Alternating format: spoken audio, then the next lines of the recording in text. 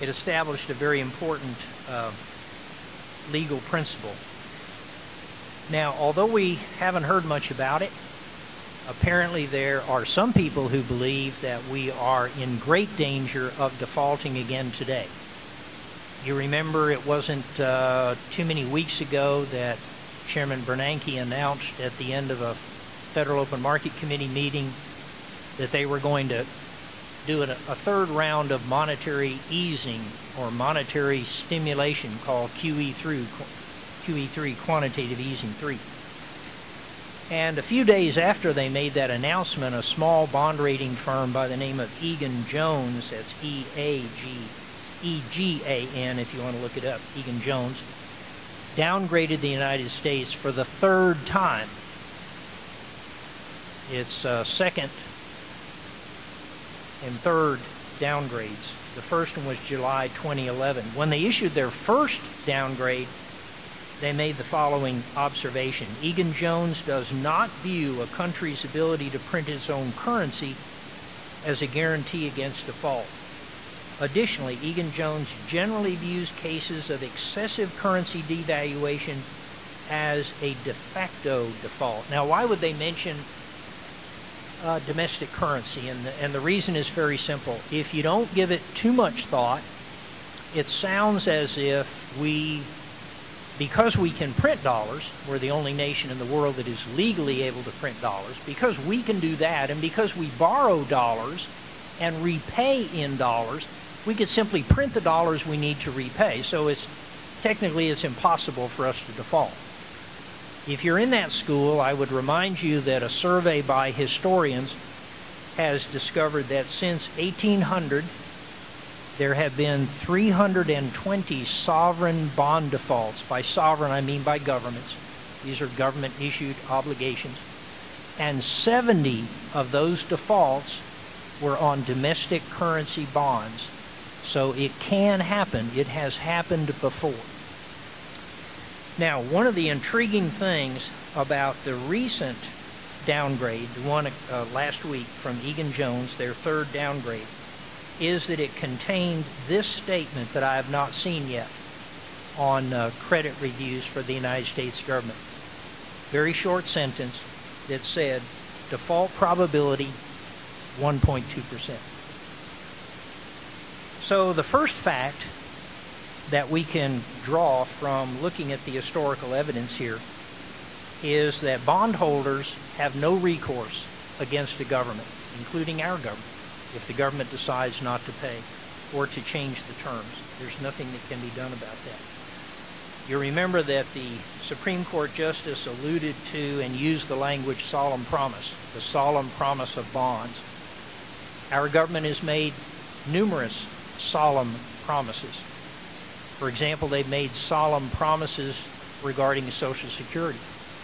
Are there any Social Security benefit recipients here tonight? Okay, I'm talking to you, and I'm talking to me, I guess, because I'm one of you. Politicians like to say we must keep the solemn promises we have made to seniors, and they usually say that when somebody's raising a question about the solvency of Social Security, and I'll get to that in just a minute. But as Jefferson observed, keeping solemn promises is contingent upon preserving the freedom of future generations. And that is an important moral proposition to remember.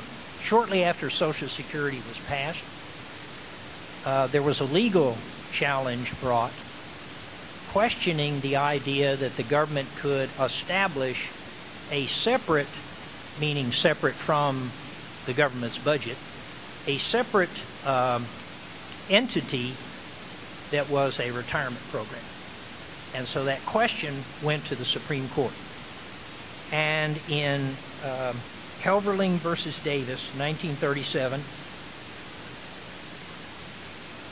the court ruled the proceeds of both employee and employer taxes are to be paid into the Treasury like any other internal revenue generally, and are not earmarked in any way. If you are a Social Security recipient, I want you to read that to yourself several times and let it sink in. How many of you know here today that we're running a budget deficit? Everybody knows that.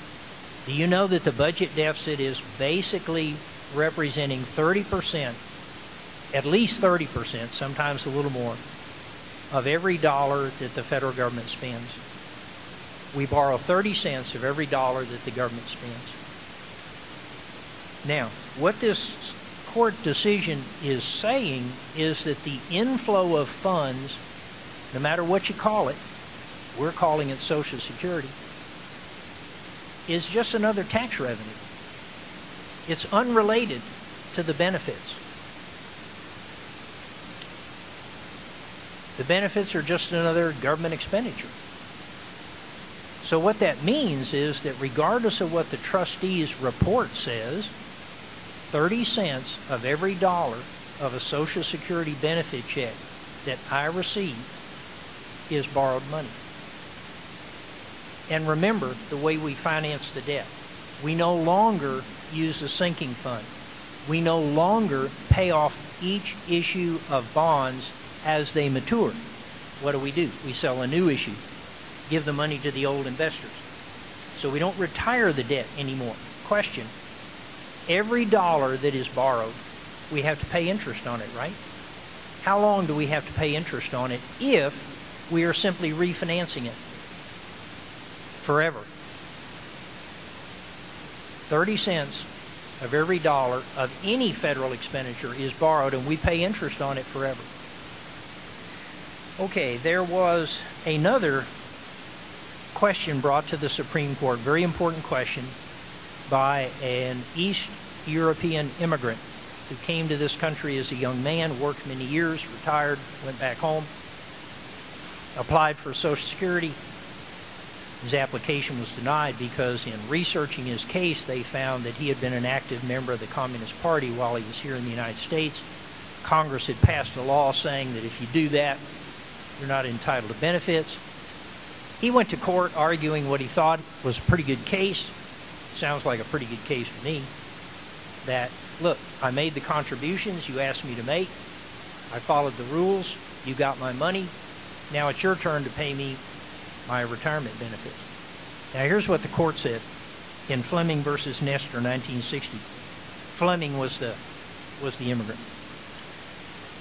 To engraft upon the Social Security system a concept of accrued property rights would deprive it of the flexibility and boldness and adjustment to ever-changing conditions which it demands. It is apparent that the non-contractual, notice that word, non-contractual interest of an employee covered by the Act cannot be soundly analogized to that of the holder of an annuity whose right to receive benefits is bottomed on his contractual premium payments, end quote. So what is the court saying there? They are saying that the monies that you pay in have absolutely no relationship to the monies you receive from the Social Security Administration. There's no connection whatsoever. Congress can make any rules they want to. If they want to eliminate people that have been active in the Communist Party, they can do that. If they want to eliminate red-headed people, they can do that. I don't think they'll do that, but that's what the court was saying. Okay. So, second fact that we have to conclude from looking at the historical record is this: each Congress is sovereign during its term, and one Congress cannot bind a future one. I heard the president say the other day that he had a plan to reduce the deficit by $4 trillion over the next 10 years. So the point that we're making here, drawn from the Supreme Court decisions, is rather simple. A Congress that is in session has total sovereignty over every dollar spent and over every tax loophole, regulation, whatever you want to call it, during its time. But it has no control over the Congress that follows it. And so promises to do something over 10 years mean absolutely nothing. And the people who make those promises are well aware of that. Now, why do we have such a large and growing debt? You know that we're up around $16 trillion now. I'm going to show you just briefly some slides drawn from the fiscal 2012 budget. Now, I've heard politicians and people from the Treasury tell us that this is a very complex question. It's very difficult for us to really put our finger on what the problem is, but let me try. We spend more than we take in. It's not tough. And spending is rising faster than revenues. $1 trillion worth of deficit in each of the last 4 years. Never done that before. It's really a scary proposition. Now, why is the debt growing so rapidly? And this is my main point, sort of giving you the main point in the middle instead of at the end, but I'll hit you with it at the end also. The main point is this. We started out with a concept of limited government, whereby the federal government was to do those things that were carefully and precisely set forth or enumerated, if you will, in Article 1, Section 8. You're familiar with that, right? That list of delegated powers. As long as you have a list of official things that you can do, it is easier to control your budget. Well, what if somebody says, hey, don't worry about that list. Just do whatever improves the general welfare. Well, then it's very difficult to control one's expenditure. So that is really the source of this problem. It is leaving or abandoning the constitutional restraints on federal power.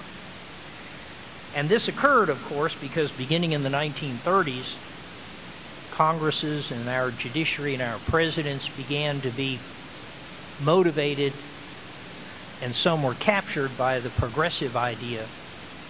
That is, that man has the capability of building a utopia on earth. That's expensive. Utopias are expensive. And so in doing that, they rejected a very American, very unique assertion that Jefferson made in the Declaration of Independence. We hold these truths to be self-evident, that all men are created equal and are endowed by their Creator with certain inalienable rights, that among these are life, liberty, and the pursuit of happiness. Where do we get our rights? We get them from the Creator. And that continued, that idea continued up through John F. Kennedy in his inaugural address. The rights of man come not from the generosity of the state, but from the hand of God. But at some point, we slipped off that trail. And so, because we asserted that we got our rights from God, we also asserted in that same document that the purpose of government, this new government that we were creating, was to protect those rights, not just for ourselves, but for our posterity. And so, changing our perspective on that, rejecting that principle, meant that we are now looking at government not as preserving or protecting rights, but granting rights. And so that's an expensive business.